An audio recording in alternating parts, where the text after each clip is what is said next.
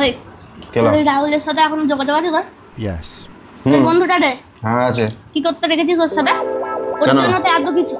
তো তো মানে তোদের কোন মেয়েদের কেস খেয়েছিস ওর জন্য? তোদের মেয়েদের মতো বন্ধুত্ব পেয়েছিস নাকি? কেন? এইটাই হচ্ছে ছেলেদের মেয়েদের বন্ধুত্ব ডিফারেন্স, বুঝলি তো? কি? হ্যাঁ, তোদের মেয়ের একটা কিছু হবে, খুব ভালো বন্ধুত্ব, ওকে ছাড়া চলবে না, একে ছাড়া চলবে না, এই করবি সেই করবি, তারপরে কিছু একটা পান থেকে চুন খসবে, ব্যাস কোনো কথা বন্ধ, ঠিক আছে? মুখ দেখাতে কেউ বন্ধ হয়ে মুখ দেখা দিয়েও বন্ধ হয়ে যাবে। আমাদের ছেলেদের মধ্যে আমাদের ওইরকম। এর জন্য মার খাবি, ওর জন্য জেলে যাবে, ওর জন্য এই হবে ওই হবে সেই হবে, তারপর দুদিন পর আবার যে একটু রাগারাগি হয়, তারপর আবার ব্যাক টু নর্মাল হবে। এটাই ছেলেদের মেয়েদের মধ্যে ডিফারেন্স। আমাদের মেয়েদের মধ্যে অত পেঁয়াজ রাখি না আমরা, বুঝছিস? যাকে ছাড়া মানে যার জন্য জীবনে এত কিছু প্রবলেম তাকে ছাড়াই আবার চলবে না।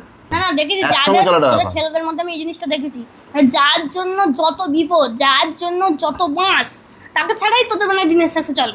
সে তো ওরকম মাছ দেখতে গেলে আরো অনেক বড় বড় বাসের নাম আছে। কি বল নামগুলো বল?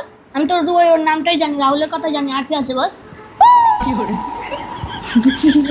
সাহস থাকলে মুখে বল। মুখে বলবো না, সাহস থাকলে মুখে বল। বুদ্ধিমান ব্যক্তিরা ইশারাতেই যথেষ্ট, ইশারাটাই ভালো বোঝে। কিন্তু মেয়েরা ওরকম না, জানিস তো? মেয়েরা জানি তো। বন্ধু বান্ধবীদের সাথে যাই প্রবলেম হয় মুখ দেখা দেখি বন্ধ করে দেয়, কিন্তু এত বড় যে আঁচলা নিয়ে বসে থাকে তাও তার সাথে মিলেমিশে চলে।